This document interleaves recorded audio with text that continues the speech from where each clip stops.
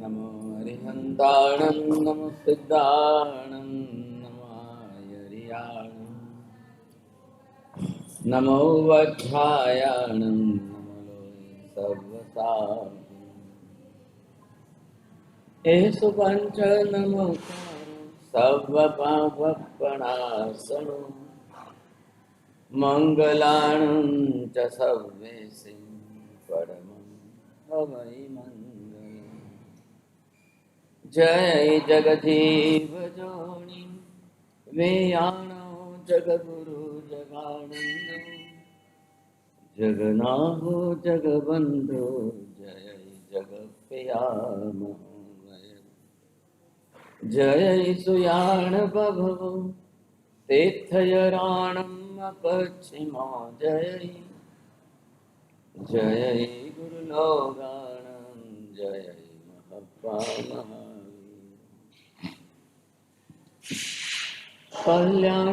कल्याणमार्गपारामं द्रुतगङ्गा हिमाचल विश्वाम्भोजरविं देवं वन्देऽहं ज्ञातनन्दनं सर्वारिष्टप्रणाशाय सर्वाभीष्टार्थदायिनि सर्वलब्धिनिधानाय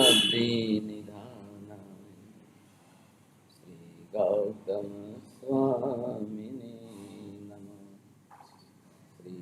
धर्मस्वामिने नमः अज्ञानतिमिरान्धानां ज्ञानाञ्जनशलाकया नेत्रमुन्मीलितं येन तस्मै श्रीगुरवे नमः।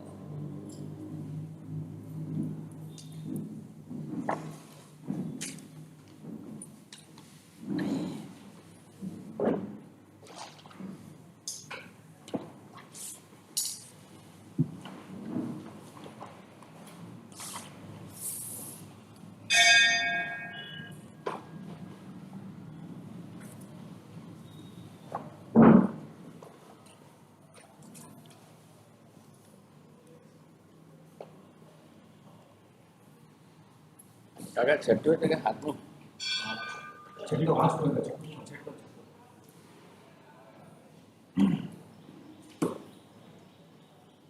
છઠ્ઠું થઈ ગયું.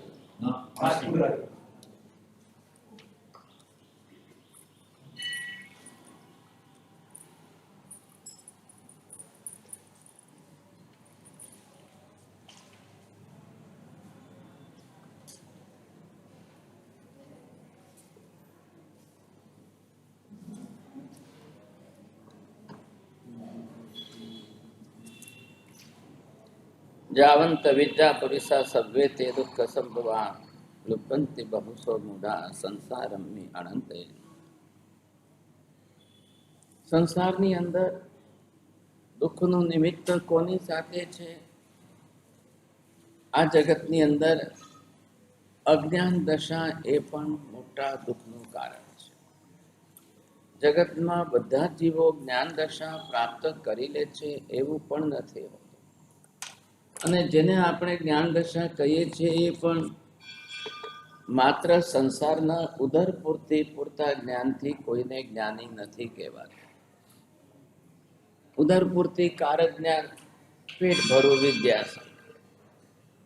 આર્થિક ઉપાર્જન કરવા માટેની પેટભરું વિદ્યા એ માણસના માટે ફક્ત ધનોપાર્જન પૂરતી જ કામ લાગે છે, પરંતુ એના જીવનની અંદર આત્માના માટે ક્યાંય ઉપયોગી થતી નથી. એટલે અહીંયા છઠ્ઠા અધ્યયનમાં સર્વપ્રથમ શબ્દ જે ભગવંતે વાપર્યો છે, જાવંત અવિદ્યા પુરુષા સર્વે તે દુઃખ સંભવા. જેટલા જીવો તત્વજ્ઞાન રહિત, સત્ય જ્ઞાન રહિત, તત્વની સમજણ વગરના એવા જીવો સંસારમાં ખૂબ જ દુઃખી થાય છે. બીજી બધી વિદ્યા ઓછી વધતી હોઈ શકે છે ધનોપાર્જનની પાછળ, પરંતુ આત્મજ્ઞાન, તત્વજ્ઞાન હોવું એટલું જ અનિવાર્ય છે, બહુ જ અગત્યનું છે. સભિકમ પંડિતમ પાસ જાય પહે બહુ અપણા સચ મેં સિદ્ધા મિત્યંબુ એ સુખ ભય. માટે પંડિત પુરુષો એટલે શુદ્ધ સમજદાર પુરુષો જે છે, સર્વ જીવો પ્રત્યે પોતાની મેળે કેવી રીતે બધાથી સંયમ ઈચ્છો, સર્વ જીવો પ્રત્યેનો મૈત્રી ભાવ કેવી રાખો, ભલે પછી સંબંધો માયા પિયા અનુસાર માયા બુદ્ધા બુદ્ધાય ઓ રસા નાલમ તે મમ માતાણાય લોપંત સકમુન્ના. માતા પિતા ભાઈ બહેન પુત્ર પુત્રી પત્ની જે કોઈ પણ હોય એ સંબંધ પૂરતા સંબંધો છે, સંસાર પૂરતા સંબંધો છે. આત્માનું સગું કોઈ નથી, તમારા આત્માના હિતેચ્છુ કોઈ નથી, અને સંસારના સંબંધોની પાછળ સ્વાર્થ નિશ્ચિત હોય, સ્વાર્થ સાધવો એક લક્ષ્ય હોય છે. અને જ્યાં સુધી સ્વાર્થ સરતો હોય ત્યાં સુધી સંબંધો રાજી છે, બંને પક્ષે સંબંધીઓ રાજી છે. સંબંધો રાગથી બને છે, રાગથી ચાલે છે, પરંતુ રાગની પૂર્તિ જો ન થાય તો તરત સંબંધો બગડતા વાર નથી લાગતી. એમ અઠમ સભ્ય હાય પાસે સમી દંસને છિંદ ગે ધીમ સ્નેહમ ચ ન કંખે ભોગ સંચય. હવે સમ્યકદર્શી જીવ જે છે પોતે સર્વ અર્થાદિ પોતાની બુદ્ધિ વડે જોઈને વિષય લુંપતાનો અને સ્ત્રી પુત્રાદિકને મેળે પ્રેમને આ સર્વ પ્રસંગને નિમિત્ત પ્રજવે છે. એટલે સંસારના સંબંધો તમારી સાથે સાધન સામગ્રી સુધીના સંબંધો છે. પૈસો ટકો સુખ શાંતિ હોય તો સંબંધીઓ પણ રાજી થાય છે, સંબંધો બનાવી રાખે, ટકાવી રાખે. જે દિવસે તમારી પાસેથી આ બધી સાધન સામગ્રીઓ ઘટી કે તરત જ કોઈ સંબંધીઓ તમારાથી દૂર થતા વાર નથી લગાડતા. ઇહમે ગે ઉસ મજ્જન મંદનથી અપચ્ચ ખાય પાવગમ આયર્યમ ચિટ્ટી વિદ્ધિ વિદિષ્ટાણમ સબ દુઃખાણમ ઉચ્ચયમ. સંસારમાં કપિલાદિ જ્ઞાનવાદીઓ એમ માને છે કે હિંસા આદિનું પચકાણ કર્યા વિના પોતપોતાના મતમાં નિર્દિષ્ટ અનુષ્ઠાન સમૂહને જાણીને સર્વ દુઃખથી મુક્ત થઈ શકાય છે. આજથી નહીં, હજારો વર્ષોથી હંમેશા માણસ દુઃખથી મુક્ત થવાના ઉપાયો શોધતો જ રહ્યો છે. મિથ્યાત્વી જીવનું પહેલું લક્ષણ છે દુઃખ કેમ ટળે ને સુખ કેમ મળે છે.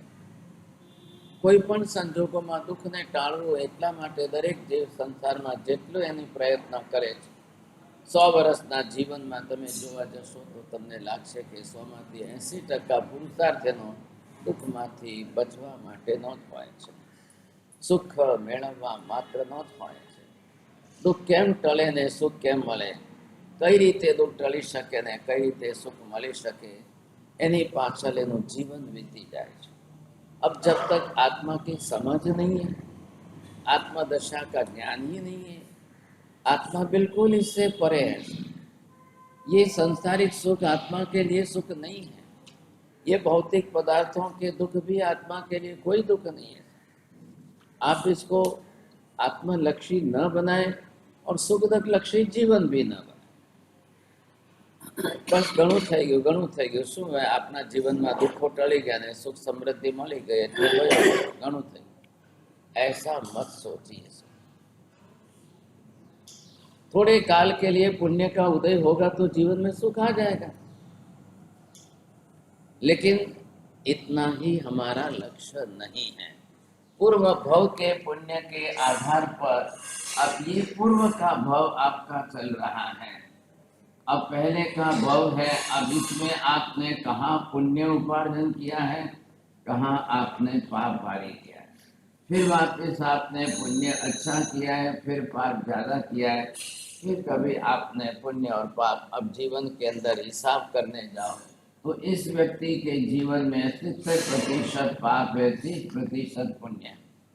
अब यहाँ से मृत्यु के बाद ये जीव अपने साथ में ये सारा प्रमाण, अब ये इधर इसके 70% और ये 30%, अब ये टक्कावारी साथ में लेकर अब यहाँ पर नया जन्म जी रहा है।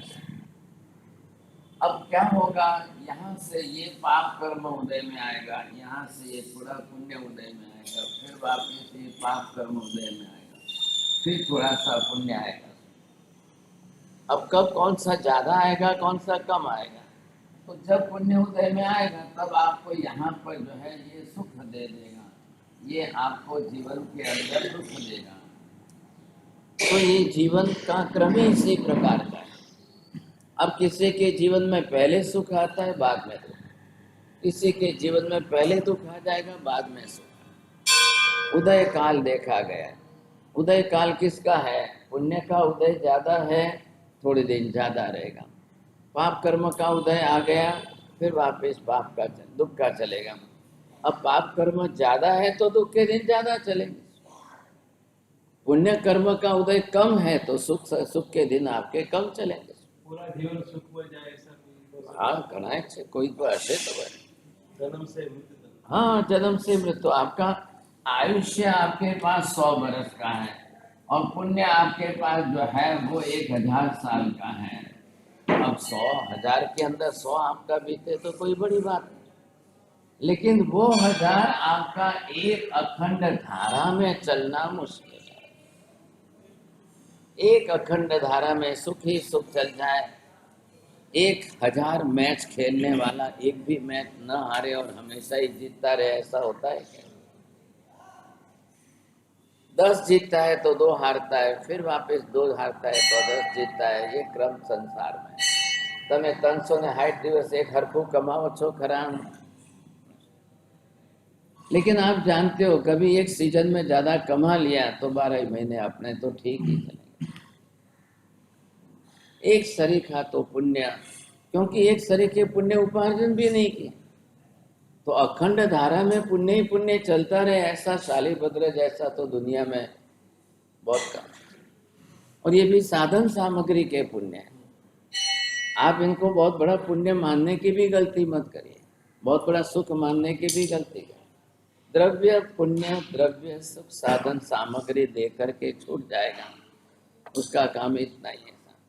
भाव पुण्य आपके साथ है, धर्म के उत्कृष्ट मार्ग से उपार्जन किया पुण्य है, वो फिर आपको थोड़ा सा ज्यादा, लेकिन पुण्य का काम साधन सामग्री का है। अब मोहनीय कर्म अंदर में रहेगा, क्लेश कसाय राग द्वेष आय वो अशांति, ये सारी आपके जीवन में बनी रहे तो ये तो भाई साहब पुण्य का काम ही नहीं है, ये अशुभ पाप कर्म का ही काम है। आत्मा के घर का पहले हिसाब कर्म समझने का प्रयोजन यही होता है कि इधर जब हम देखेंगे तो ये आत्मा के घर में इतना ही भाग आपके पुण्य का विभाग बनता है।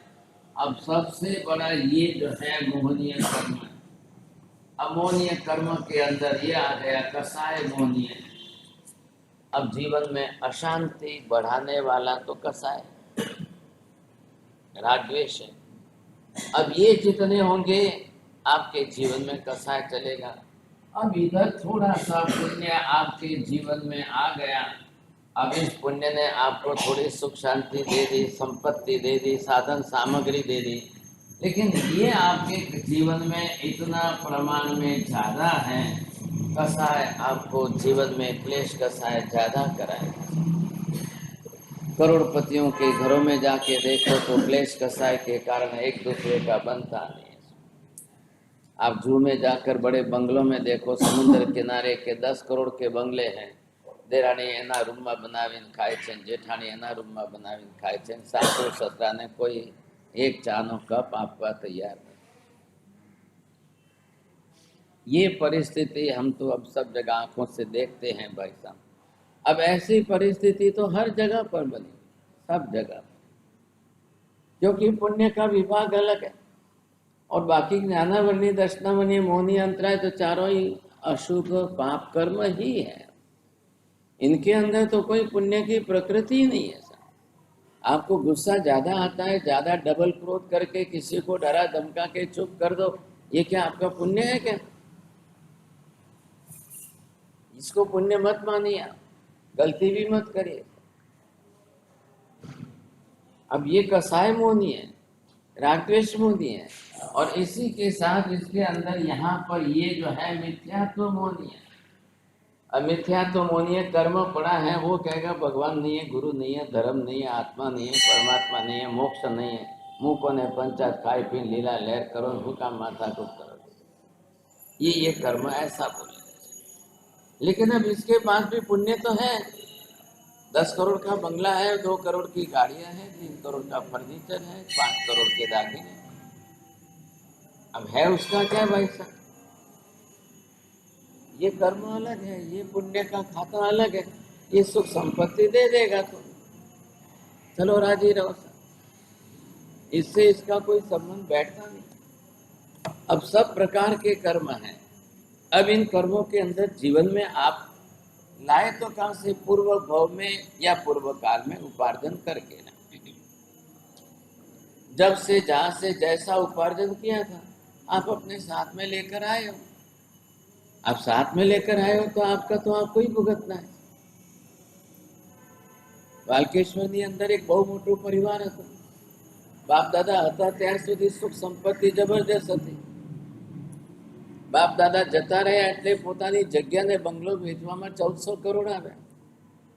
હવે આટલા 1400 કરોડનું કરવું શું? એટલે દીકરાઓને પોતરાઓને બધાય જે છે, કોઈ કયા રસ્તે ને કોઈ કયા રસ્તે ને કોઈ કયા રસ્તે ભાગશાળી બાપ દાદાની આખી મિલકત બધી વેચી કરીને ખાઈ કરીને ખાલી ખલાસ થઈ। ક્યાં બચે? પણ તમારું પુણ્ય તમારી સાથે છે, તમારું પુણ્ય દીકરાને કામે લાગશે। તમે જીવતા છો ત્યાં સુધી તમે દીકરાને રાજી રાખશો, તમારા ગયા પછી શું? જે દિવસે તમે ગયા અને પાછળ તમારા દીકરા બીજા આવ્યા, એનું પુण्य છે કે नहीं? अब घर का मालिक वो है, घर के अंदर बड़े वो है, उनका खुद का पुण्य स्टॉक में है कि नहीं, पहले ये देखो। जाने वाला अपना पुण्य साथ में ले जाता है, आने वाला अपना पुण्य भी साथ में लेके आता है। एक नવું બાળક આવે છે, ઘરમાં જન્મે છે તો એનું પુણ્ય સાથે લઈને આવે છે। ઘરમાંથી એક માણસ જાય છે, એનું પુણ્ય લઈને જાય છે। अब घर के अंदर 10 मेंबर हो, किसके पुण्य के उदय में ज्यादा सुखी हो? अब 10 का इकट्ठा करो। મરણ થાય અથવા દીક્ષા લે તો બંનેમાં કેમ છે? दीक्षा લીધા પછી એનું પુણ્ય એને પુણ્ય કામ આવે। પુણ્ય પોતાની સાથે જ છે। દીક્ષા લીધી એ તો એ दीक्षा आना करनी है, मोहनीय कर्मना घर माटे दीक्षा है। आपको मोहनीय कर्म कम करना है, घटाना है, जीतना है, इसके लिए आपने दीक्षा ली। पुण्य तो आपके साथ में है ही। સાથ में રહેતા હતા બધા સાથ में પુણ્ય કામ આવે। એમ એમને यश नाम कीर्ति सुख समृद्धि संपत्ति બધું જ છે, બસ બધું साथ में છે। ऐसी स्थिति में जब जो आपके साथ जितना चलेगा, अब आप किसमें सुखी हो किसमें दुखी हो? सन्निहिम च न को विद्या लेव मायाए संजय बकी पत्तम समादाय निरपेक्षो परिवय। अब संयम लेकर के भी कोई दीक्षा लेकर साधु बन जाए, अब लेप मात्र से भी पात्र आदि ले पाए नहीं। अब अनेक पदार्थों से वो भी अपने आप को तो संभालते ही। ऐसा समीओ लज्जो गामे अभी अणिय ओछरे अपमत्तो पमत्ते हिम पिंडवायम कवे से। संयम की साधना में लगे हैं, दीक्षा लेकर चल रहे हैं, प्रति क्षण प्रति मिनट उनको जीवों को अभयदान देना है।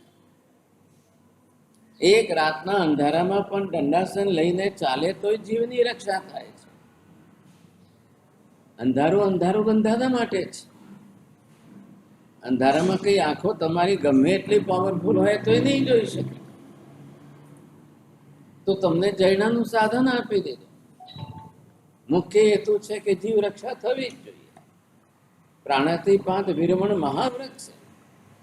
એટલે એ જીવોની રક્ષા કરતા કરતા તમે 10 ગણું પુણ્ય ઉપાર્જન કરો છો. એક પણ જીવને મરતા બચાવો છો. એક પણ જીવ તમે તમારા હાથે મારતા નથી. આ જીવ દયાનું પુણ્ય સૌથી મોટું છે. તો એ જીવ રક્ષા હવે પુણ્યના ખાતામાં પુણ્ય જમા થશે અને આ બાજુ તમારું અંતરાય કર્મ ઘટશે. जीव रक्षा जीव दया एक तरफ आपका जो है अंतराय कर्म घटाएगा और दूसरी तरफ पुण्य बंधाएगा सब. एवं से उदा हो अणुत्तर नाणी अणुत्तर धन से अणुत्तर नाण दंसन धरे अर्हा नाय पुत्ते भगवम बेसालिए न्याय. 18 श्लोक के इस छोटे से छठे अध्ययन के अंदर केवल ज्ञान प्राप्त किए हुए केवल दर्शनी बने हुए सर्वज्ञ सर्वदर्शी परमात्मा ने इस तरह से थोड़ी बहुत बातें यहाँ पर इस रूप से कही है. अब यहाँ पर आगे चलते हम 7वें अध्ययन की बात आती है जहाँ एसम समुद्दिश्य कोई लयम भोजनम जब समदेचा उसे जाभी साई गणे. अब निर्दय पुरुष अगर किसी पुराना आदि उद्देश्य ने अपने लिए आंगन में किसी प्रकार से पाले तो कैसे लोग जो है हिंसक लोग जो है वो पहले गेटा बकराने લઈ આવે છે અને લાવીને પછી એને મહિનો બે મહિના ખવડાવે છે. ખૂબ ખવડાવે. अब बेचारा वो प्राणी क्या समझेगा. तिर्यंच गति का प्राणी वो तो सिर्फ इतना ही समझता है कि बहुत अच्छा है मेरे को इतना खिला पिला करके राजी कितनी मारी सेवा करें कितने उन्हें संभाले. संधि पंचेंद्रिय प्राणी संधि पंचेंद्रिय होने से उसका मन है उसको विचार आते हैं समझे छे विचार आवती અને ખ્યાલ આવે ને સમજે છે. મને કોઈ અત્યાર સુધી બહાર એટલું ક્યાંય ખવડાવતા નહોતા કોઈ આપતું નહોતું ને ક્યાંય જમીન ઉપર ફરીને જે હોય તે ખાતા હતા બીજું કંઈ મળતું નહોતું. એના કરતા આ શેઠ કેટલા સાચવે છે ખવડાવે. હવે એને એટલી દીર્ઘ દ્રષ્ટિ નથી કે મને 2 મહિના ખવડાવીને રષ્ટપુષ્ટ કરીને પાછી મારીને એ ખાઈ જશે एवी अने गतागत शू समझी सके. मनुष्य को संसार के अंदर हमेशा ही भविष्य की दृष्टि से अपना वर्तमान सुधारते जाना है. आपको दीर्घ दृष्टि बनानी है. तिर्यंच में मनुष्य में इतना फर्क है. तिर्यंच का पशु पक्षी का जीव आहार के अंदर डूब जाए उसको आहार के संज्ञा में रख करके सब कुछ करा लिया जाता है. घोड़ा ने चामुक मारी ने दौड़ावता जाओ ने आगल जईने खवडावा बेसाड़ी दो એટલે બેચારો તમારે આધીન પરાધીન થઈ ગયો. ફરી પાછો દોડાવો ફરી પાછો મારો ને ખવડાવો. દોડાવે 10 ગણું ત્યારે ખાવા આપે 1 ગણું. अब ये तो संसार का व्यवहार ही इस तरह से हो गया है. बलद गाड़ा जोड़ी ने 2 बलदों ने जोड़ी ने काम करावे 10 गणुं ત્યારે આપે 2% ખાવા. अब ऐसी स्थिति आ चुकी है. अब ये बेचारे संघनी पंचेंद्रिय प्राणी कहाँ जाएंगे क्या करेंगे. आखो दिवस एनी मावजत करे. मावजत गुजराती शब्द में खूब खवડાવી પીવડાવી અને જે છે રષ્ટ પુષ્ટ બનાવી કરીને એવો સાચવે પણ પછી એને કોઈ વેચાય કોઈ વેચે ને કોઈ એને કાપીને ખાઈ જાય ત્યારે એને ખબર પડે છે કે અરે આના માટે મને ખવડાવ્યો તો આના માટે મને ખવડાવતા હતા. लेकिन उसके पास दीर्घ दृष्टि नहीं है. मनुष्य को इतना स्वार्थी नहीं हो जाना चाहिए कि मात्र उसको वर्तमान ही दिखाई दे. आप दीर्घ दृष्टि से भविष्य का विचार करिए.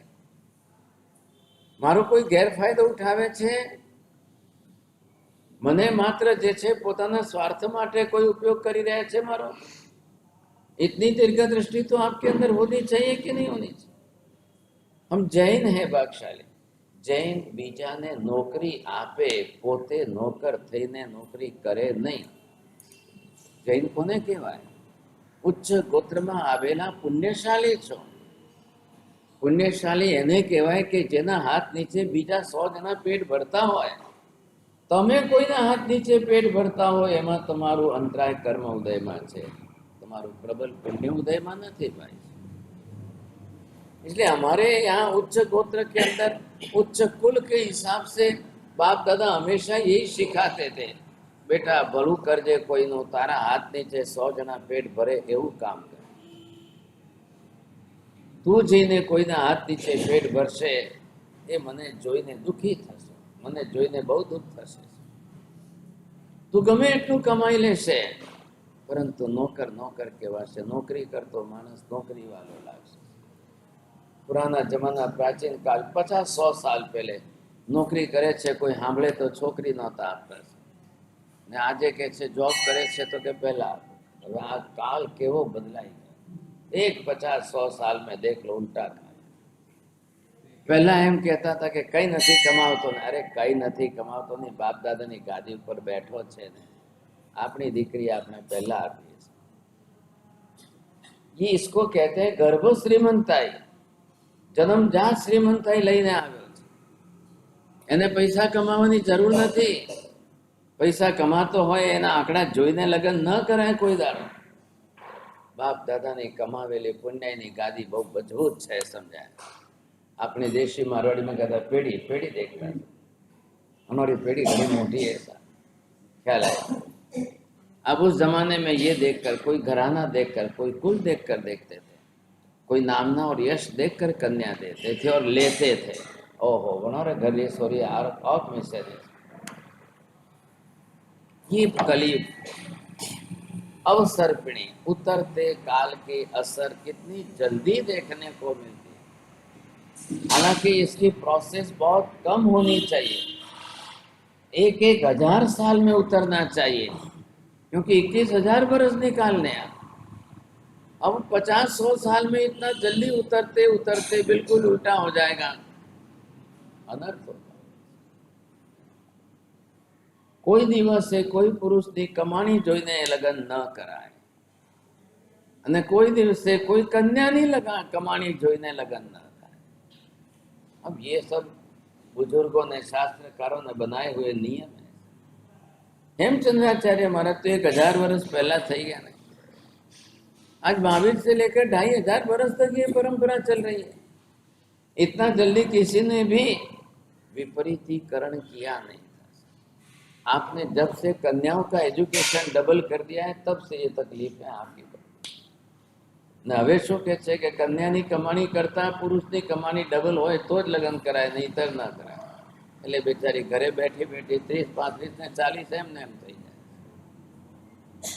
હવે टर्म्स कंडीशन लावानी, बम्बई से बाहर ही नहीं भेजनी है, ऐसा बम्बई में रहना है, बम्बई में ही करना है. પછી કે નહીં એના કરતા ડબલ કમાણી વાળો, પછી के ना करता, પછી के ना करता. ये शर्तों शर्तों के बीच में बेटी हो जाती है 30, 35, 40.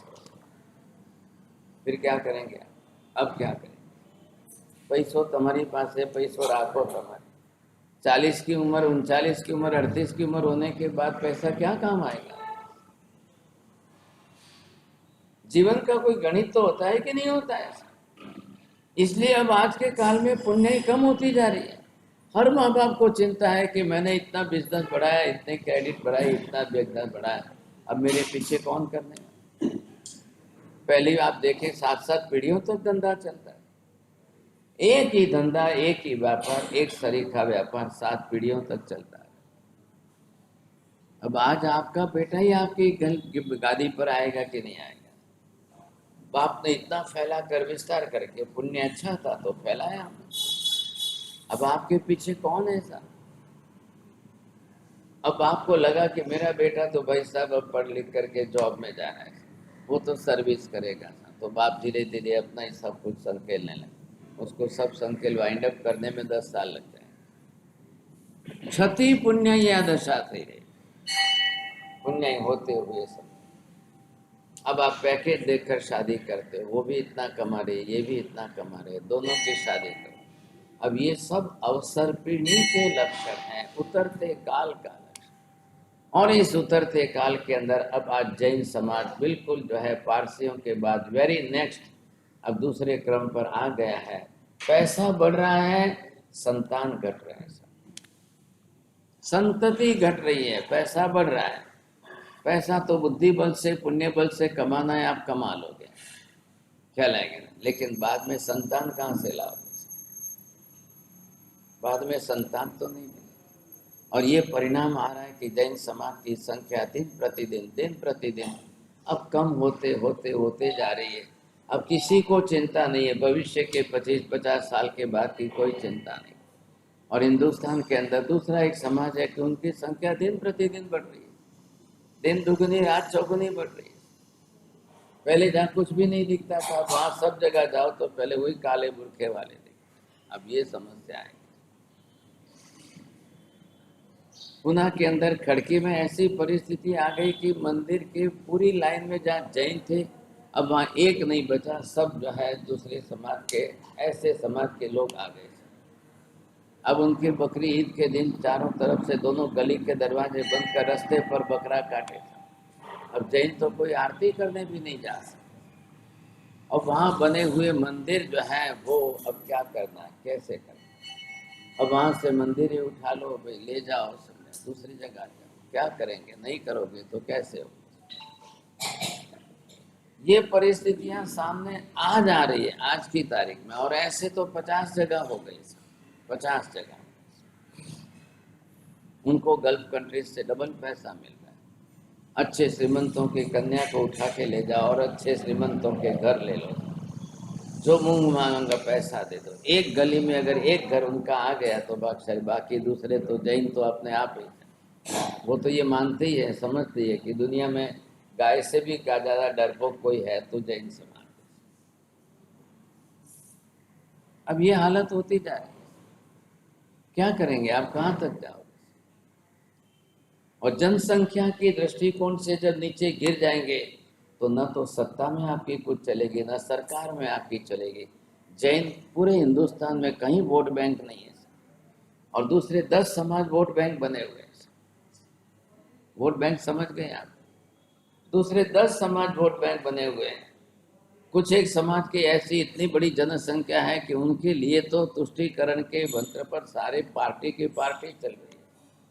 और जैनोना वोट ऊपर कोने पड़ी है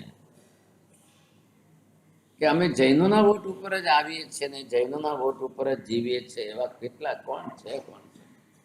કોણ જૈનોના હિત માટે શું કરવાના છે? ખાલી ઊભા રાખો એટલે પારસ મંજીને आप રાખો, कतरा जैन वोट दे दे, हमारे अंदर टांग खींचने वाले हो। ये तो पारस मंजी तो ऐरा है ना, ऐरा है ना, ऐरा है, चालू हो जाएगा। अपने ही लोग जा करके, जहाँ श्रीमंताई ज्यादा होती है, जहाँ संपत्ति ज्यादा होती है, वहाँ जेलसी भी ज्यादा होती है। ये ध्यान रखना। अन्य किसी समाज को देखिए जहाँ संपत्ति ज्यादा नहीं है, सुखी इतने ज्यादा नहीं है, तो जेलसी भी इतनी ज्यादा नहीं। वो रास्ते पर स्कूटर जो है रिपेयरिंग करके 7 बरस का बच्चा रोज का 1000 रुपया कमा ले। 7 बरस का अनपढ़ लड़का रास्ते ऊपर स्कूटर रिपेयरिंग करके, साइकिल का पंक्चर निकाल करके कमा। अब आप तो ये कर नहीं सकते हो साहब, आप ये काम आपसे होने वाले नहीं है साहब। और कई हमारे जैन परिवार आज भी जो है मध्यम वर्ग तो कुछ ऐसा कि ना तो बोल सकता है, ना सहन कर सकता है, ना कह सकता है। कोरोना काल के अंदर अच्छे अच्छों के दिन बदल गए। परिस्थितियों को देखिए आप सब। जब पुण्य का उदय प्रबल होता है तब क्या होता है? खाली पुण्य बढ़ाओ, खाली पुण्य बढ़ाओ ऐसा भी नहीं होना चाहिए, आत्मा के गुण भी बढ़ाने, और गुण बढ़ाने के लिए कर्म क्षय करना। कर्म के आवरण का क्षय होगा तब गुण बढ़ेंगे, और इधर प्लस पॉइंट में खाली पुण्य ही पुण्य आपके खाते में रहेगा। दोनों का उपाय लक्ष्य में रखो। तो आओ परिक्षीणे चुया देहा विहिंसगा आसुर्यम दिसंबाला गच्छन्ति अवसातम। अब विविध प्रकार के हिंसा करने वाले, मूढ़ अमित आयुष्य क्षीण करने वाले और देह से चलकर पराधीन ऐसे अंधकार से युक्त असुर संबंधी नरक वृत्ति में जाते हैं। सब हिंसक की वृत्ति करने वाले अब उस समय भी थे, आज ही है ऐसा तो नहीं है, उस काल में भी थे। महावीर स्वामी के समय में भी ऐसी हिंसा करके पेट भरने वाले भी बहुत। ये कोई पाप आज का नहीं है, सदियों से चला है। लोगों की दुर्बुद्धि उस प्रकार की है, उनको यही लग रहा है सब। आज आप कल्पना करोगे, समुद्र से मछलियां मार करके बेच करके पेट भरने वालों की संख्या लाखों करोड़ों में, लाखों करोड़। उसमें कहाँ इन्वेस्टमेंट है, क्या करना है आपको? सीधे जाल लेके गए, डाले समुद्र में, आप पकड़े, खींची, 5-25 मछली तो आएगी आएगी। अब वो 10 घंटे इकट्ठा होकर करे तो 500 हो गई, 500 लेकर के आए तो 500 का 5000 कमा लिया, हो गया। करना क्या है उसको भाई साहब? ऐसी स्थिति के अंदर बहुत आसान तरीके से हिंसा करके पेट भरने वाले, अब अंदर तो मिथ्यात्व तो पड़ा ही है। वो क्या देखता है, कोई जीव हिंसा थी, नरक गति था, नरक होती है, कुछ नहीं है, सब खाओ पियो मजा करो। पहले ही अंदर आपका मिथ्यात्व इतना गाढ़ बन जाता है, वो सामने से कुछ भी विचार करने को तैयार नहीं। क्यों करेगा वो, क्यों सोचेगा? चल रहा है, चल रहा है। ऐसी स्थिति के अंदर एवं जीयम सपेहाय तुलिया बालम च पंडियम मूल्यम ते पवे संति मानुषे मानुषे जोड़ी में तीजे। अब મૂર્ખ કે જીતને જીતાયેલો જોઈને મૂર્ખને પણ પંડિતની તુલના કરીને જે મનુષ્ય સંબંધીઓને પામે છે તે મૂળ ધર્મનો જાળવી રાખનાર બીજા વણિક अलग अलग प्रकार के जीव, अलग अलग क्रिया के जीव जो जिस प्रकार के जैसे हैं, कोई किस में राजी है, कोई किस में राजी है। जीव हिंसा करके भी राजी होने वाले बहुत हैं, प्राणियों की हिंसा करके भी अपना पेट भरने वाले बहुत हैं। अब पुसक के सामा इमे कामा संनिरुद्धे आवे कस हेरुम पुरा काम जो गखे मन न संविदे। सम्यक प्रकार से आयुष्य के बारे में काम भोगो और पुरुष के अग्रभाग पर यानी योग बिंदु के समान हेतु से आते हैं, योगक्षेम नहीं जानता। अब इस तरह से जो है लोग अपना जीवन कैसे किस तरह से बिना बिताते हैं, कोई समझने को तैयार नहीं। यह कामाणी अठस अत्तठे धारण कोई देव निरोहिणम भवे देवी तिबे बीते स्वयं। अब काम भोग आदि के आसक्ति के अंदर कुछ लोगों ने सुख बुद्धि बना ली है। संसार का एक बहुत बड़ा वर्ग है, लाखों करोड़ों लोग हैं, मात्र काम भोग से विषय वासना से अपना जीवन चला रहे हैं और ऐसे में ही अपना जीवन कर रहे हैं साहब। और उसको जो व्यवसाय का रूप दे दें, उसको व्यापार का रूप दे दें और उसी से पैसे कमाने की वृत्ति हो जाए तो लोग इसमें पाप मानने को तैयार नहीं। मिथ्यात्व ऐसी वृत्ति को पाप मानने देने के लिए तैयार नहीं। काम भोग विषय सुख, इसको जीवन का एक साधन मान लिया है, सुख का एक साधन मान लिया है। बस ऐसा सुख तो भोगना ही चाहिए, ऐसा सुख तो होना ही चाहिए, मिलना ही चाहिए। मनोवृत्ति जीवों ने इस प्रकार से बना ली है। बालस सपस बालतम अहवे पड़िवत जिज्जा चिच्चा धम्मम अहम मिठे नरए उपवज्जिश। मूर्ख मनुष्य को कहा है कि अधर्मी मनुष्य अधर्म को अंगीकार करके और धर्म का त्याग करके जब चलता है तो उसका अधर्म ही उसको नरक गति दिलाता है। जैन शासन में स्पष्ट रूप से कहा है कि भगवान किसी को नरक में भेजते नहीं है और भगवान किसी को नरक में से निकालते। भगवान का काम क्या है? आप नरक में जाने योग्य पाप प्रवृत्ति का त्याग करें, ऐसा धर्म आपको समझा देना, ऐसा मार्ग आपको बता देना, बस एक ही लक्ष्य है। अब उनका अपने हिसाब से जीवन है तो भगवान और क्या कर सकते हैं भाई साहब? अब जीवों के मिथ्यात्व और कसाय मोनिय के कर्म भारी तीव्र हो तो भगवान भी कुछ नहीं करेंगे। ऐसी स्थिति के अंदर धीरज बस धीरतम सच्च दम्माणु चित्तिणो चिच्चा अधमम दम मिठे देवे शोभो बच्चे। पंडित का धीरत्व जो है वह सर्व धर्म के अनुवर्तनार्थ शांति और दश धर्म के अनुकूल। भगवान कह देखो भाई, धर्म इसका कि उसका, धर्म उनका कि उनका, धर्म किसी का कोई ऐसे मोनोपोली वाला मालिकी हक वाला नहीं होता है। आत्माना गुणों आचरण करू एक धर्म है। बस आप अपने आत्म गुणों के अनुरूप आचरण करते रहिए, आपका कल्याण उसी में है। कोई अपने अपनी तरह से सब लोग जो है ये इनका धर्म, ये उनका धर्म, ऐसा धर्म, इनका धर्म, आपने सुकम बीजानो धर्म करो, बीजा अपना धर्म करे, भाई ये सब छाप मत, जिससे आपका कर्म क्षय हो रहा है, आत्मा के ऊपर से कर्म के आवरण नष्ट हो रहे हैं, गुण प्रकट हो रहे हैं, ये आपका धर्म है। बस सबसे बड़ी बात, जिससे आपके नए पाप का आगमन रुक रहा है, संभर हो रहा है, ये आपका बड़ा है। आप इसी पर लक्ष्य दे करके चलिए, बहुत बड़ी बात होगी। अब यहाँ पर एक आठवां अध्ययन जो है अलग से दे रहे हैं, और वो है यहाँ पर एक कपिल नाम के एक ऐसा पुत्र है, बालक है, जिसका नाम यहाँ पर कपिल है। अब उसके नाम का पूरा एक अध्ययन दिया गया। अब उसके नाम का अध्ययन देने की जरूर क्या है, लेकिन महावीर स्वामी अंतिम उपदेश के अंदर जगत के जीवों को ऐसे ऐसे एग्जाम्पल भी दे रहे हैं। उस काल में घटने वाली घटनाएं, उस काल में होने वाले ऐसे प्रसंग निमित्त बता करके भी जीवों को समझा रहे हैं, देखो ऐसा भी होता है। गांव का एक छोटा सा बालक है, उसके पिता की मृत्यु हो गई। बच्चे का नाम कपिल है, अब 8 बरस का बालक है। हालांकि उसके पिता खुद पंडित थे, वो दूसरों को पढ़ाते थे। अब अचानक उनकी मृत्यु हो गई, और बालक कभी 5 बरस का छोटा सा। अब माँ विचार कर रही है कि किसके पास भेजूं, कौन पढ़ाएगा, कौन संभालेगा, कौन रखेगा। थोड़े गरीब कुल के है तो करना कैसे करना। उस काल के अंदर गाय के गोरस मतलब दूध, घी वगैरह, दही छाछ की बिक्री नहीं होती, बेचा नहीं जाता था, पैसे से नहीं। और दूसरे नंबर पर विद्या कभी पैसे से नहीं रही। 2 विषय बहुत बड़े लक्ष्य में रखे थे। ज्ञान कोई दाड़ो पैसा थी नहीं, ज्ञान सामे वाला ने परिणमવું જોઈએ। કોઈનો દીકરો હોય, ગરીબનો દીકરો હોય તો એ ભણાવી ગણાવીને હોશિયાર કરી શકાય છે, અને કોઈને પેટ ભરવું હોય તો ભાઈ અમારા રસ્તે આવીને તમે ગમે ત્યારે દૂધ દહીં છાશ પી જાઓ।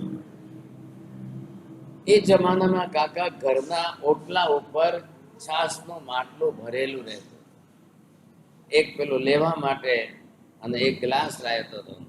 રસ્તે ચાલતો કોઈ પણ માણસ આવીને હાલતો છાશ પીને જાય। छाछ का इतना प्रभाव था कि एक तो नंबर सबसे ज्यादा छाछ का उपयोग पाचन शक्ति बढ़ाने में। छाछ से आपका पाचन तंत्र सुधरता है। कच्छ के प्रदेश में चले जाओ तो बाजरो વધારે છે, तो बाजरे के साथ में छाछ अनिवार्य होती है। दही छाछ जो भी है, जब भी आप बाजरा खाओ तो उसके साथ में दही छाछ का उपयोग अनिवार्य है, क्योंकि बाजरा अकेला गर्म भी है और रुक्ष भी है। दही छाछ स्निग्ध भी है और ठंडे भी है, तो आपको दोनों काम में आ जाए। वैसे दोनों ही गर्म है, लेकिन फिर भी दोनों मिल करके अपनी स्निग्धता से उसके साथ में एक कॉम्बिनेशन अच्छा बढ़ा देते। जब भी हो तो भोजनांते पिबेत तक्रम, भोजन के अंत में दूध पीने को नहीं कहा है, लेकिन भोजन के अंत में छाछ पीने को। पर्याय बदल गई, गुणधर्म बदल गए। जिनको भूख नहीं लगती है, जिनका पाचन कमजोर है, उनको छाछ अलग अलग तरीके से पीनी है। पर एक बार सौथी मोटी समझी ले, जो दूध दही छाछ के साथ में नमक मिलाया तो फिर शत्रुता हो। दूध दही छाछ में भूल से नमक आपने जोड़ा, मिर्ची जोड़ दी आपने, या कोई ऐसे विषैले पदार्थ जोड़ दिए, तो वो आपके शरीर में रोग बढ़ाएगी। हमें ये भाषा न करे मिलना ना को तो बीजो नाम नानो करे। भूल से कोई नमक आना ही नहीं चाहिए। छाछ के साथ कॉम्बिनेशन किसका है, लखो सा। काली अजवाइन डालिए, थोड़ी सी जीरा डालिए, सौंफ डालिए, हींग डाल सकते हो, इससे ज्यादा कुछ भी नहीं। बस ये आपका पाचन सुधारती है, पाचन बढ़ाती है। भूख लगनी चाहिए साथ। आज कई लोग ऐसे हैं भूख ही नहीं लगती है, बस घड़ियाल का टाइम देख करके भोजन करना है, बाकी भूख नहीं लगती। इसलिए पहली बात है, दूध हो, दही हो, छाछ हो, कुछ भी हो, नमक आना ही नहीं चाहिए, तेल मिर्ची उसके साथ जुड़नी नहीं चाहिए। लेकिन एक मारवाड़ी समाजी दुनिया में ऐसा है कि वो रायता भी बना ले, अब नमक भी डाल देगा, मिर्ची भी डाल देगा, बघार भी देगा, बहुत बड़ा नुकसान करके आप खाते हो। एक वस्तु बिगाड़ के खाओगे तो वो शरीर में विकृति करेगी। आपकी भाषा में हिंदी शब्द बिगाड़ना है तो आयुर्वेद के अंदर उसकी विकृति, उसके गुणधर्मों को नष्ट करके विकृति पैदा करनी, वो आपके शरीर में जाके विकृति, सबसे बड़ी बात ये। अब यहाँ पर ये हेतु है तो परोपकार का पुण्य था। 5 बरस के बच्चे को कहाँ पढ़ाने के लिए भेजूं, किसके? एक दिन माँ अपने बेटे को लेकर के बनारस गई और बनारस में जाकर एक बड़े विद्वान पंडित जी थे, उनको बोला, पंडित जी बेटे को पढ़ाना है, सिखाना, उसकी जिंदगी बनाना है। अब इसके बाप तो चले गए। पंडित जी ने कहा कि हाँ हाँ, इनके बाप को तो मैं भी पहचानता था, होशियार विद्वान थे, लेकिन अचानक चले गए। आखिर 10 के बाद फिरने के बाद एक पंडित जी ने हाँ कहा, ठीक है बहन, यहाँ रख के जाओ, लेकिन बस एक काम करो कि इसके लिए खाने पीने की, रहने की व्यवस्था कर दो। मैं तो पढ़ा दूंगा, मुझे कोई चिंता नहीं, लेकिन इसके लिए व्यवस्था कर। अब 10 जगह भीख मांगते हुए उसने एक શેઠ से कहा कि શેઠ जी, मारो દીકરો રહેશે ત્યાં, ખાલી તમારે ત્યાં 2 टाइम जमवा आवे ત્યારે जमाड़े।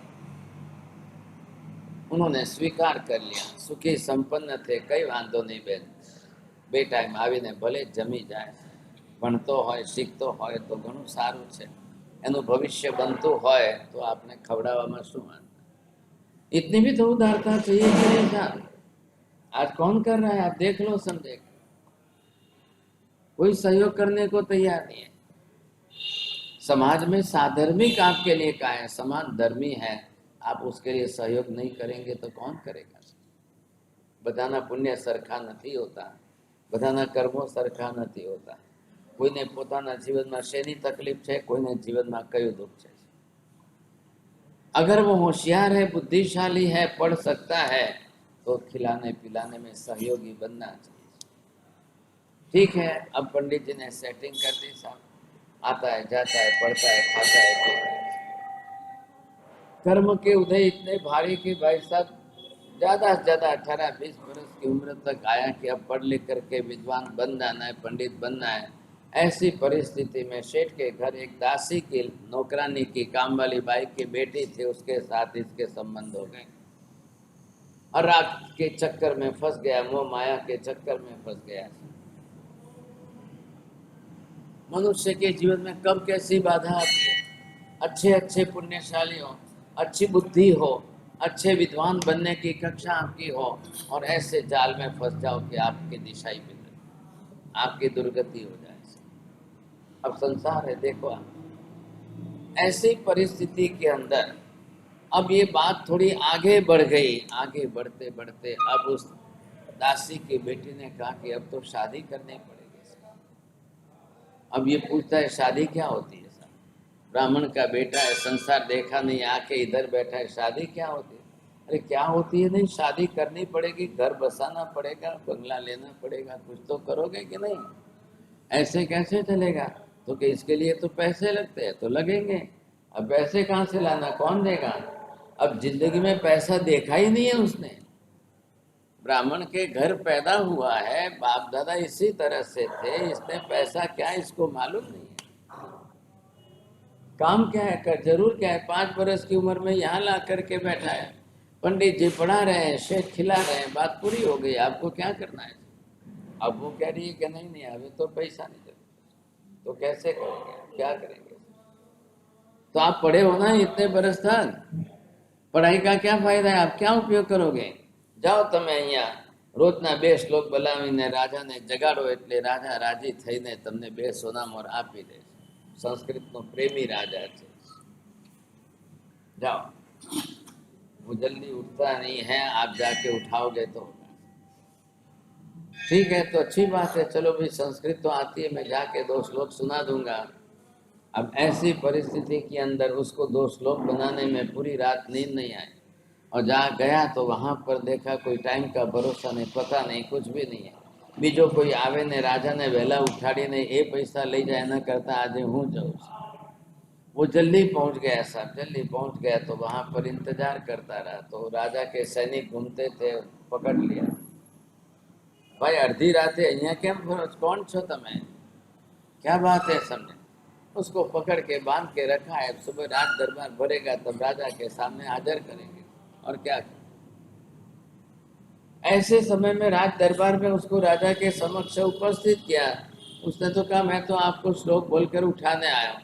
राजा के અત્યારે तो उठीने આવીને દરબારમાં બેઠો છું, હવે ક્યારે મળે? तो कि मैं तो श्लोक बोल जाऊं, आप सुन लो साथ। देखा राजा ने कि वाह भाई वाह, शक्तिशाली है, बुद्धिशाली है, श्लोक अच्छा बोलता है, श्लोक अच्छे सुनाता है सब। बोलता रहे કેટલા જોઈએ છે, શું માંગવું છે, બોલ તું કે એટલું આપવા તૈયાર। निर्दोषता देखी, इतना निर्दोष बालक है, इतना बिल्कुल सरल जीव है, तो इसके निर्दोषता देखकर उसको सामने से राजा ने कहा बोलता रहे કેટલા જોઈએ છે। હવે ગણિતનો આંકડો આવડતો નથી, સંખ્યા કઈ ગતાગમ નથી, ખબર નથી क्या मांगना, कितना मांगना, कैसे मांगना। રાજન જરાક ટાઈમ આપો ને, થોડોક જરા કાલે વિચાર કરીને આવીને। ભલા માણસ લક્ષ્મી ચાંદલો કરે ત્યાં તમે કપાલ ફેરવી નાખો એટલે વાત પૂરી થઈ ગઈ। ऐसी स्थिति में राजा ने देखा कि बेचारो बोलो बद्रिक सरल जीव से जा भी जा, कितना चाहिए, कैसे चाहिए, क्या मांगना है, कुछ मांगना है, देख ले। सरल जीव की सरलता बहुत काम आती, लेकिन सरलता को कोई मूर्ख ना समझ ले। आपको બહુ ભોલા ભોલા જેને કહીએ ને આપણે ગુજરાતીમાં, એટલે ભોલા એટલે અડધા મૂર્ખ સમજે, ભોલા એટલે પાવલી ઓછી સમજે છે, કોઈ કે ના ચારાની ઓછી છે। ये छाप अगर आपकी हो गई तो और मुश्किल हो जाएगा। હવે તો બધાય કહે છે કે આ દુનિયામાં ભોળા માણસનું કામ જ નથી। હવે તો એવા એવા એવા એવા થવું જોઈએ, એવા થવું જોઈએ, એવા હોવા જોઈએ, नहीं तो दुनिया में तमने लोग को अर्धा काचा कहेंगे। अब ये सब बोलने वाले आज बहुत है। ऐसी स्थिति के अंदर ये जाकर के सामने एक गार्डन में चला जाता है, वहां जाकर के पेड़ के नीचे बैठ करके अपना दिमाग चलाता है, मांगू केटलो मांगू, शू मांगू, काले केटलो मांगू। वो मेरे को बोलती है शादी करनी पड़ेगी, फिर जो है घर लेना पड़ेगा, फिर ऐसा करना है, तो केटलो मांगू। फिर वो अपने हाथ की अंगुली पर गिनता है, एक अंगुली के, दो अंगुली के जितना, दो मांगू के, चार मांगू के, कितना मांगू। अब जब अंदर से आपका लोभ प्रकट होता है, लोभ कसायनी मोहनीय कर्मनी प्रकृति तो अंदर ही है। अब वो जब अंदर से प्रकट होती है तो अंदर से आवाज आती है आटलाમાં શું થશે, આટલામાં શું થશે, આટલામાં શું થશે। हर बात में उसको क्या लगता है, बस वो सोचता रहता है, सोचता रहता है, सोचता रहता है। सरल जीव है बख्श, ख्याल आएगा। क्या मालूम कैसे हो रहा है, किस तरह से इनके घाती कर्मों का क्षय होता है, मोहनीय कर्म का भी क्षय होता है। उसको लगता है कि હવે આનો તો કોઈ અંત જ નહીં, जहाँ लाहो तहाँ लोहो, लाहा लोहो भवंडई। जैसे जैसे आपका लाभ बढ़ता है वैसे लोभ भी बढ़ता है। थोड़ा सा चाहते थे मिल गया ज्यादा, तो अब लोभ बढ़ेगा, अब लोभ बढ़ेगा तो वो आदमी और लाभ बढ़ाएगा, अब लाभ बढ़ेगा तो और लोभ जगेगा। अब इसका अंत कहाँ आता है। अनजान अनपढ़ भी ऐसी परिस्थिति में होशियार बन जाता है। अनपढ़ गंवार हो वो भी अपनी तरह से होशियार बन जाता है कि चलो इतना पैसा मिलता है। अब इस स्थिति के अंदर आते आते जे लखनम चसुबिनम अंग विजम चमे जे पहुंचती न होते समणा बुच्छन्ते एवं आया ये बखाया। किस तरह से वो मात्र अपनी संख्या को बढ़ाने का विचार करता रहा। उसको लगता है इतना मांगो, इतना मांगो। अब जहाँ लाहो तहाँ लोहो, लाहा लोहो पवड्डे। 2 मास कयम कज्जम कोड़िए बिना निवड़ी। 2 मास के मासा, उस समय मासा आता था, तोला से भी छोटा जो बोलते थे, 2 छटांग बोलते थे कोई। इतना सोचने के बजाय वो पेड़ के नीचे बैठ करके चिंतन मनन करते हुए कहाँ से कहाँ उसकी लोक दशा पहुँच गई, कितने से कितना विचार करने लग गया। और फिर आपको जो है नोरख शिशु गिज्जिज्जा गंड बच्छा सुने गच्चता सुजाओ पुरी संपलो विद्या केलंती जहावदासी नारी सुनो गिद्दिजा इत्थि विप्रमाण गारे धम्मम से पेशलम न चाहता था कभी जब एक कुपाम। अब इस तरह से वो जो है अपनी तरह से इन इच्छाओं को जैसे जैसे अपनी इच्छा बढ़ाता जाता है। मनुष्य को ये मालूम नहीं कि इच्छा आकाश के जितनी अनंत होती है। इच्छा का अंत कहाँ आता है। कोई कितना भी प्रयास कर ले लेकिन ऐसे कोई इच्छा का अंत नहीं आता है। अब वो अपनी तरह से धीरे धीरे चिंतन मनन करता करता पूर्व जन्म का कोई आराधक साधक अच्छा होगा तो एक तरफ से उसके चारों घाती कर्मों का क्षय होता है, मोहनीय कर्म का क्षय होता है। कई मांगू નથી, કઈ જોઈતું નથી, હું ખોટા રસ્તે ફસાઈ ગયો, બાપાને મૃત્યુ થઈને માને મને અહીંયા ભણવા લાવીને બેસાડ્યો ને હું ક્યાં ગલત રસ્તે। पश्चाताप की कई बार आपके कर्मों की निजरा कर ले, और पश्चाताप के बिना प्रायश्चित होता नहीं है। पश्चाताप पूर्वक अगर प्रायश्चित होता है तो आपकी कर्म निद्रा भी ज्यादा अच्छी होगी। दोनों चारों घाती कर्मों का क्षय हो जाए, मोहनीय कर्म टल गया, आत्मा वितरागी बन गई, ज्ञानावर्णीय दर्शनावर्णीय गया, केवल ज्ञान केवल दर्शन प्राप्त हुआ, अंतराय कर्म गया, अनंत शक्ति प्रकट हो गई। ये युवक लड़का किसी काम वाली बाई की लड़की के प्रेम में फंसकर, जाल में फंसकर के कहां से कहां जा सकता था, लेकिन बहुत लघु कर्मी जीव, हलु कर्मी जीव, और कर्मों का क्षय होते हुए केवल ज्ञान केवल दर्शन प्राप्त हो जाता है। अब वो केवली बनकर वहां सुबह में दिखाई देता है। राजा घोड़े पर बैठ करके सामने से निकलता है। काले तमे ज આવ્યા હતા ને? हाँ जी मैं था। बोलो शू निर्णय थयो, કેટલું માંગવું છે? अब वो कहता है कि राजन तमे मांगो, તમારે કેટલું માંગવું છે, બોલો તમારે શું? કેટલો फर्क पड़ी गयो। क्या कल की दशा क्या थी और ये आज क्या हालत हो गई? આવું પરિવર્તન શક્ય છે? આપણે કેવલ જ્ઞાન માટે 1000 ગણી મહેનત કરીએ। महावीर स्वामी ने तो 12.5 वर्ष तक साधना की, आदिश्वर भगवान ने 1000 वर्ष तक साधना की, और सब ऐसे लड़कों को देखो तो, लेकिन इसको मत देखिए आप, इसके पीछे की लंबी साधना, बहुत लंबे काल से चली आ रही साधना, तब जाकर के जीवन में परिवर्तन होता है। अब ये स्वयं कपिल केवली बन गया है। महावीर इसका दृष्टांत दे रहे हैं साधु को। जो तमे एकदम नीचे पड़ती दिशा में जवा वालो एकदम ऊंची दिशा में चढ़ीने छे केवल ज्ञान पामी जाए। ये यहाँ पर खास करके कपिल केवली के नाम का एक अध्ययन बताया सर। अब यहाँ पर मुख्य रूप से 9वां अध्ययन ले रहे हैं, और 9वां अध्ययन जो है वो एक अलग से बताया है, और जिसके अंदर उस काल के अंदर नमी राजा करके एक राजा हुए सर। ये है 9वां अध्ययन, समझा, इनके नाम का है। अब नमी राजा के नाम से जो है मुख्य प्रसिद्ध राजकुमार है मिथिला नगरी के, और वहाँ इनका जन्म होता है। और यहाँ से जो है ये स्वयं अपने आप में राजकुल के अंदर जन्मे हैं, राजा के बेटे राजकुमार है। पिता ने अपनी तरह से यौवन वय में आते ही देख करके उसकी शादी कराई, लेकिन शादी कराने में भी 1 से नहीं 2 से नहीं 8 कन्याओं से शादी कराई। राजगादी पर बैठा दिया, राजकुल में है।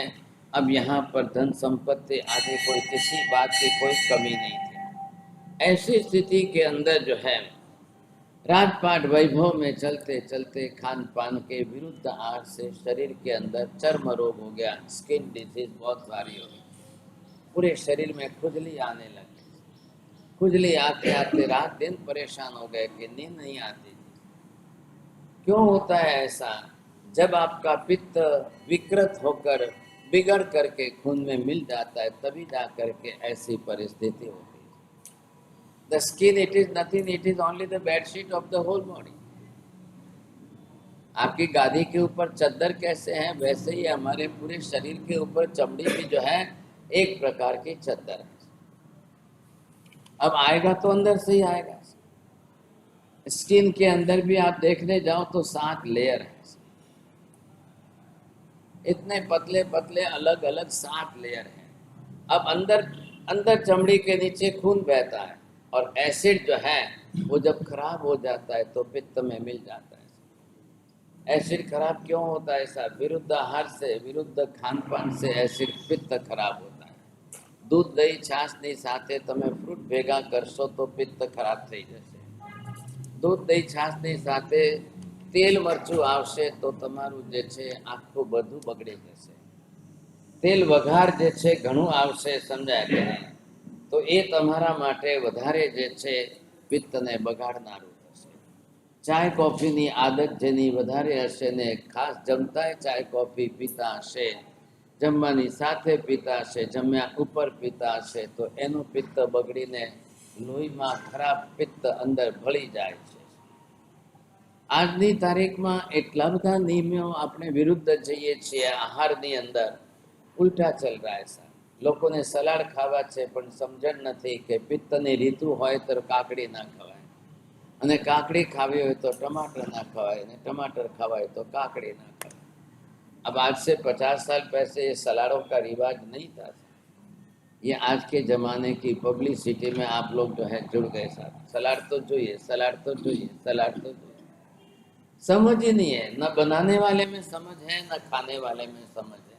ઘરમાં બૈરાઓ બેચારા સમજતા નથી, એક જ પ્લેટમાં કાકડી ટમાટર બધું ભેગું કરીને રાખી મૂકે છે. કોઈના ઘરમાં એવી બુદ્ધિ છે કે 5-6 ફ્રૂટ ભેગા ખાવા જોઈએ, 2-4 टुकड़ा पपैया, 2-4 टुकड़ा आनंद, 2-4 टुकड़ा, ये सब आप मुश्किल कर रहे हो. बिल्कुल नहीं होना चाहिए. कोई भी केला भी दूध के साथ नहीं खाया जाता. पर हमें बैरो गजब रही है बासा, फ्रूट सलाडिस को सब डाल दो फ्रूट, उनका कुछ भी नहीं जाता है. मेहमान आए ना, मेहमान को राजी करो. मेहमान को राजी करने में फ्रूट सलाड से ही राजी होते हैं. वो कोई दही में ही डाल देते हैं, कोई श्रीखंड में ही डाल देते हैं. क्या क्या करते हैं. जो बाहर जाकर देख के आते हो वैसा बनाते हो तो उल्टा विरुद्ध आहार. आयुर्वेद शास्त्र के अंदर ऐसे अलग अलग जात के 22 प्रकार के विरुद्ध आहार बताएं, और वो आपके शरीर का पित्त बिगाड़ेंगे, और वो पित्त बिगाड़ करके आपके ब्लड में आ जाएगा, तब वो स्किन डिजीज करेगा. स्किन डिजीज सैकड़ों प्रकार के हैं. अब स्किन डिजीज के अंदर आपको कभी तो सोराइसिस हो जाए, कभी तो खुजलाते खुजलाते चमड़ी उतर जाए, कभी आपको दांत खराज हो जाए, कभी रिंग वर्म हो जाए, कभी कैसे हो जाए, कभी आपको खुजलाते खुजलाते खून निकले वहाँ तक खुजलाते रहे. फिर ऐसे लोग जो है नाखून बढ़ा के रखे. बेचारा બૈરાઓને તો બહુ જ નખ માટે છે, ઘણા બેચારા નખ વધારીને जीवन पूરું करता हो. अब एक बात, नख वो अगर लग गया कुछ भी भागशाली तो फिर वो आपके एक स्थान से दूसरे स्थान, दूसरे स्थान से तीसरे स्थान, ये नुकसान बहुत ज्यादा है. तो नंबर 1, पहले ही अपना पित्त शांत करो. पित्त प्रकोप नहीं बढ़ना चाहिए. नंबर 2, पित्त को बिगाड़े वैसा नहीं खाना चाहिए. नंबर 3, पित्त बढ़ाए वैसा नहीं खाना चाहिए.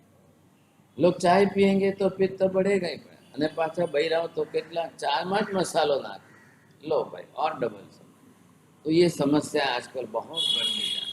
समझ शक्ति बिल्कुल नहीं है, अक्ल का उपयोग बिल्कुल नहीं है, और कोई ज्ञान ही नहीं, समझ ही नहीं है. वो ऐसा करते हैं इसलिए हम भी डालते हैं, वो ऐसा करते हैं इसलिए हम भी डालते हैं. अरे भाई, उनके घर की प्रकृति देखो, आपके घर के लोगों की प्रकृति आपको समझना चाहिए. कोई समझने को तैयार. और यहाँ तक की दुर्बुद्धि होती है कि बस अगर एक बार शरीर पर चमड़ी का रोग हो भी जाए तो भी विरुद्ध आहार नहीं छोड़ते हैं, तो भी विकृति करने वाले पदार्थ नहीं छोड़ते. હવે કે ચા પીવાથી કઈ થતું હશે? હવે કે ચા કે હું એકલો પીઉં છું, આખી दुनिया બધા तो पिए છે, કેમ क्या થાય છે? अब ये उनके आर्ग्यूमेंट. तो उनको आप 100 गज का नमस्कार करके छोड़ दो भाई, पीने दो. और क्या करो, जब रास्ता ही नहीं है तो कोई क्या करे. ऐसी स्थिति के अंदर अंदर से शरीर के अंदर और उष्णता बढ़ाने वाले पदार्थ अगर आपने खाए तो निश्चित रूप से और पित्त प्रकोप बढ़ेगा. अब सबसे सरल उपाय कोई ऐसा, खाली जीरो ने वरियाली मिक्स करे ने चावड़ा ने बनती आप पित्त में थी विकृति निकल. एसिडिटी का सबसे बड़ा अच्छा उपाय जो है, कोई दवाई लेकर फायदा नहीं है. पहले तो पानी निकल पी करके वॉमिट करके आप बढ़ा हुआ पित्त निकाल दो, और बाद में जीरा वरियाली चबा करके खाओ. जीरे वरियाली के साथ में आंवला मिला दो तो और अच्छा है. आंवला भी ब्लड प्यूरिफायर है. फिर उसके ऊपर आपको गुड़ का पानी पी लेना है, बस बात पूरी हो गई. ये सबसे सरल से सरल उपाय है. त्रिफला भी आपके लिए रक्त शुद्धिकारक है, અને સૌથી વધારે સારું આંબીલ ખાતામાં થતું કરિયાતું એ તમારું બ્લડ પ્યુરિફાયર છે. કડવા લીમડાના પાંદડાનો રસ એ તમારા માટે બ્લડ પ્યુરિફાયર છે. એકલા ત્રિફલા પણ જે છે બ્લડ પ્યુરિફાયર છે. અને આ બધા ઉપાય કરવામાં आपको सामने विरुद्ध आहार क्या है वो देखना है. आप पौवा और टमाटर डाल करके खाओ, पौवा में टमाटर भी है, पौवा में वापिस नींबू भी डालते हैं, वो खा करके चाय दूध पियोगे तो विरुद्ध होगा ही होगा। उपमा खा रहे हैं, उपमा में भी टमाटर डाल दिया, उसमें भी वापिस नींबू डाल दिया, और वो भी माँ बच्चे को खिला रही है और वापिस ऊपर दूध पिला रही है। तकलीफ तो इस बात की है। ऐसी मॉडर्न मम्मियाँ अपने बच्चों को छोटी उम्र से ही बीमार कर रही है। छोटी उम्र से बच्चों को स्किन डिजीज हो रहे हैं, माँ के कारण हो रहे हैं, और माँ को समझ नहीं है बिल्कुल। ऐसी स्थिति के अंदर नमी राजर्षि को इधर जो है शरीर के ऊपर सिरोसिस कोड रोग हो गया बिल्कुल, और इतना खुजलाना पड़ता है, परेशान हो गए, और इधर 8 कन्याओं के साथ शादी हुई है साहब। अब ये शादी का संसार जीवन चलाना कैसे, जीना कैसे? 24 घंटे में 1 मिनट नींद नहीं आती है साहब। कभी कुछ मिला तो खुजलाने लग गए, कभी कुछ देखा तो ऐसे करके जो हाथ में आया उससे खुजलाने। बहुत बड़ी समस्या, परेशान थे। राज वैद्यों को बुलाया ट्रीटमेंट करने के लिए। राज वैद्य कह रहे हैं कि भाई मैं ट्रीटमेंट तो करूं, लेकिन आपको रिस्ट्रिक्शन तो पालना है, कम से कम ये तो घटाओ, ये तो घटाओ, ये तो कम करो। ये कुछ कम नहीं हो रहा है, खाने पीने के अंदर कुछ कम नहीं हो रहा है, सुधारना भी नहीं हो रही है। जो आए सो खाना है, जो मिले सो खाना है, जैसा तैसा है। कौन किसके साथ क्या विरुद्ध हो रहा है, आपको लग रहा है बाहर थाली में ये अलग, कटोरी में ये अलग, कटोरी में ये अलग, कटोरी में। पेट के अंदर कटोरी नहीं होती है साहब, पेट के अंदर एक ही पेट है। जो आएगा सब एक में इकट्ठा होएगा, सब आएगा। बस आप ब्यास ना करे साहब, पर्यूषण का तप तपश्चर्या करे। जब ब्यास नहीं चलते हैं तो खिचड़ी कड़ी भी खाएंगे, फिर वापस ऊपर जो है दूध पाक भी पिएंगे साथ, फिर वापस दही बड़ा भी खाएंगे, फिर उसके ऊपर नींबू का रस भी पिएंगे, मौसम्बी का रस पिएंगे। सब ये क्या करना है? तब करने वाले अलग होते हैं, मेनू बनाने वाले अलग होते हैं, वस्तु सामग्री लाने वाले अलग होते हैं। जो मेनू बनाते हैं वो तब करते नहीं है, जो तब करते हैं वो मेनू बनाते नहीं है साहब। खाने वाले बस आँख मूंद करके खाओ।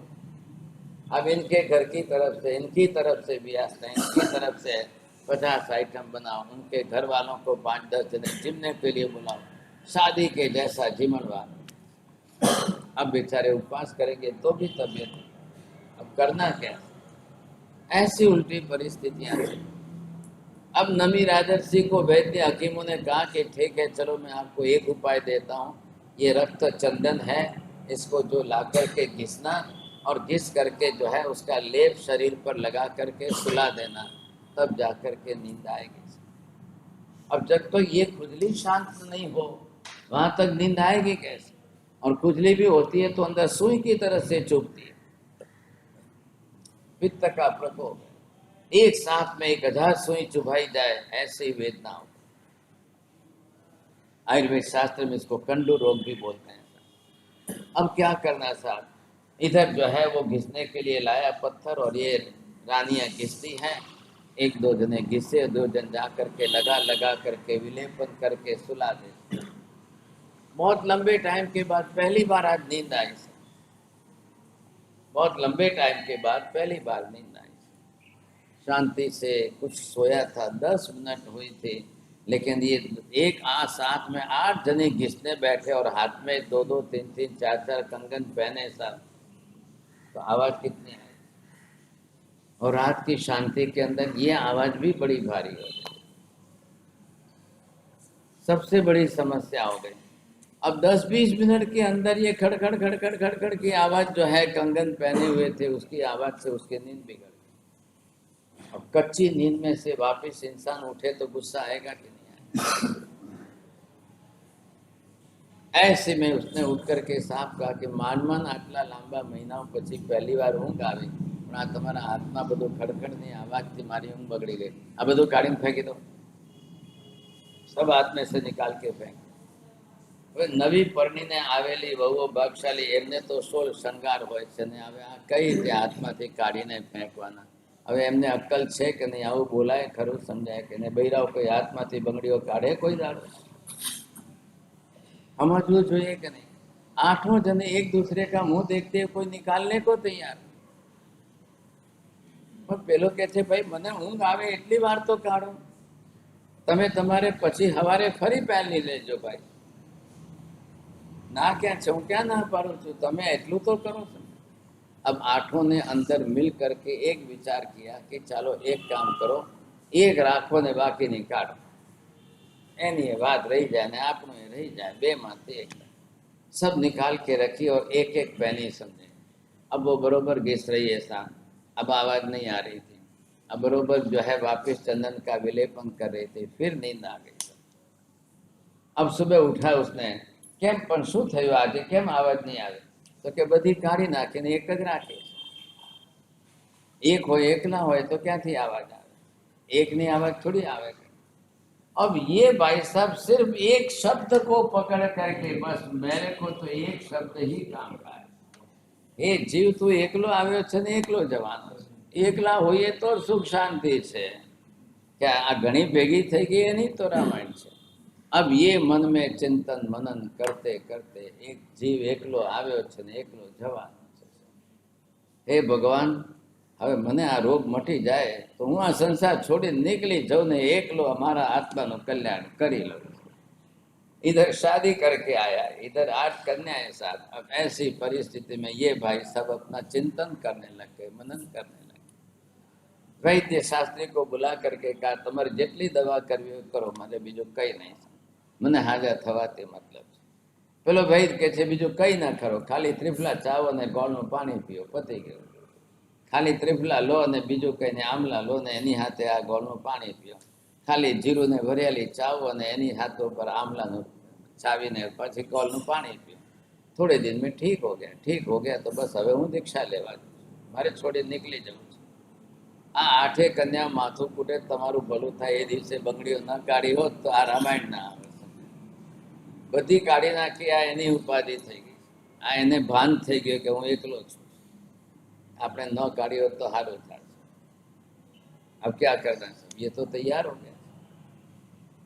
હું હવે કોઈ સંજોગોમાં સંસારમાં રહેવા નથી માંગતો। બસ मैं तो अकेला आया हूँ, अकेला जाने वाला। मेरी आत्मा का कल्याण मुझे करना करना ही करना है हर हालत में। अब ये अपने बिना किसी के उपदेश के, कोई साधु साध्वी नहीं आए, कोई नहीं आए, अपने मन से इतना विरक्त वैरागी बन गया है। देवलोक के अंदर इंद्र महाराज उस समय इसके वैराग्य की परीक्षा करते। તમારું વૈરાગ્ય એટલું ઊંચું હોય કે દેવલોકમાં પ્રશંસા થાય? બોલો, થઈ છે તમારી? કાકા, તમારી પ્રશંસા દેવલોકમાં થાય કે આખા મલાડમાં થાય? મલાડમાં થાય તોય ઘણું છે। अब ऐसी परिस्थिति में इंद्र महाराज परीक्षा करने आए। अब इंद्र प्रश्न पूछ रहे हैं और नमी राजर्षि जो है उत्तर दे रहे हैं। उसका ये 9वां अध्याय। क्या इंद्र पूछ रहे हैं और क्या ये नमी राजर्षि उत्तर दे रहे हैं? क्या पूछ रहे हैं, क्या उत्तर दे रहे हैं? वो क्या भणवा गया था, क्या सीखवा गया था, क्या समझवा गया था? और किसने ऐसा समझाया भाई कि एक राजा इंद्र को अपनी परीक्षा के उत्तर में ऐसा समझाया? ये पूरा अध्ययन इसी के नाम। अब जो समझा रहे हैं, क्योंकि वैराग्य अंदर से जगता है, विरक्ति अंदर से जागृत होती है, और जो समझाए एक एक बात को लेकर के समझे कि नहीं, तो राजा इंद्र भी सुन करके आश्चर्यचकित हो। इतनी बड़ी बात, इतना बड़ा स्वरूप, बहुत बड़ी बात हो गई, समझे कि नहीं? ऐसा स्वरूप समझ करके नमी राजर्षि भी नमन वंदन करता है। इंद्र महाराज नमी राजर्षि को वंदन नमन करते हैं, आखिर दीक्षा लेते हैं। दीक्षा लेकर के अपनी साधना में एक बस अकेले रह करके ध्यान करें। जब आप ध्यान करोगे तभी आपको आत्मा की अनुभूति होगी, नहीं तो वहां तक नहीं होगी। जब तक ध्यान में नहीं जाओगे वहां तक आत्मा की अनुभूति नहीं। To get the information only and to get the proper knowledge about the soul, that is the different thing. But to realise the thing, પોતે પોતાની આત્માને જે છે અનુભૂતિ કરવો, એ અલગ વાત છે। એના ઉપર ભાષણ દેવું એક અલગ વાત છે, વ્યાખ્યાન દેવું એક अलग बात। हमको आत्मा का ज्ञान हुआ है, आत्मा की अनुभूति प्रतीति नहीं हुई है। ज्ञान भी कब हुआ है, कितना हुआ है कि नहीं हुआ है, कैसा हुआ है? 1% हुआ है कि 2% हुआ है, वो अलग है। लेकिन आत्मा की अनुभूति जब हो जाए, समझे कि नहीं, तो बहुत बड़ी, तब सम्यक दर्शन की भूमिका तैयार हो जाएगी। लेकिन जरूर है उसके पहले ऐसा तत्व का ज्ञान भी होना चाहिए। आत्मज्ञान हो जाए, आत्मानुभूति हो जाए, सम्यक दर्शन आपका परिपक्व हो जाए, फिर तो आपके लिए कोई चिंता का सवाल नहीं है, मोक्षों का द्वार खुल जाता है। अब जब मोक्ष का दरवाजा खुल जाता है तो आत्मा के लिए सीधा रास्ता, नमी राजर्षि दीक्षा लेकर केवल ज्ञान प्राप्त कर मोक्ष में चले जाते हैं और अपनी आत्मा का कल्याण साध लेते हैं। बहुत बड़ी बात है। कल भागशाली हम यहाँ पर 10वां अध्ययन भी लेंगे। भगवान ने 10वें अध्ययन के अंदर बिल्कुल बहुत अच्छे विकास की सारी प्रक्रिया बताई।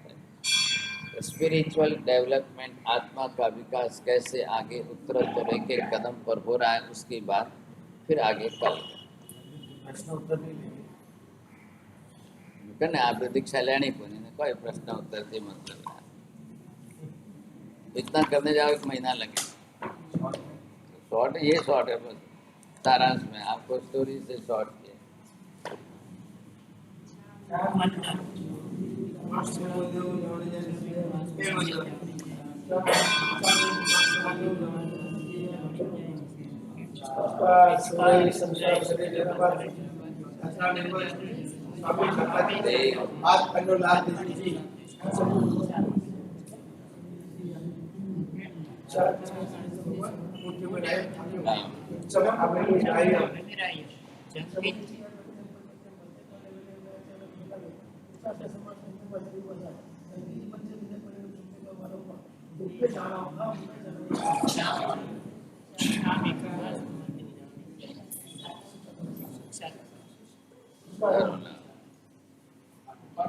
उपवास बाणा सूर्योगे अभद्र मस्काई देवी प्यारा सागण मारिदम सवसन पानहार पोर्सी सार पोर्सी सूर्योगे सागण सवसन देगा पानस लेवन से बहुले ससे तेनवा से तेनवा मुस्तिरे उगय श्री कार सिम बोर सिम सार बोर सिम उगय श्री देवम ब्यानम देवम ब्यानम सागण देवम सवसन देगा आयम मिलम पचका विगम सागण देवालम गया तस्कृत तड़न मारिदम सवसन एकास्तम व्यास्तम पचकाय देवीयम ब्यानम मस्तम सागण नाउतन बसन गुरु धन्यवाद सवसन देगा पानस लेवन बहुलेनवा ससिद्धनवा सिद्धनवा मुस्तिरे सर्वमंगलमांगल्यं सर्वकल्याणकारणं प्रधानं सर्वधर्माणां जैनं जयति शासनं।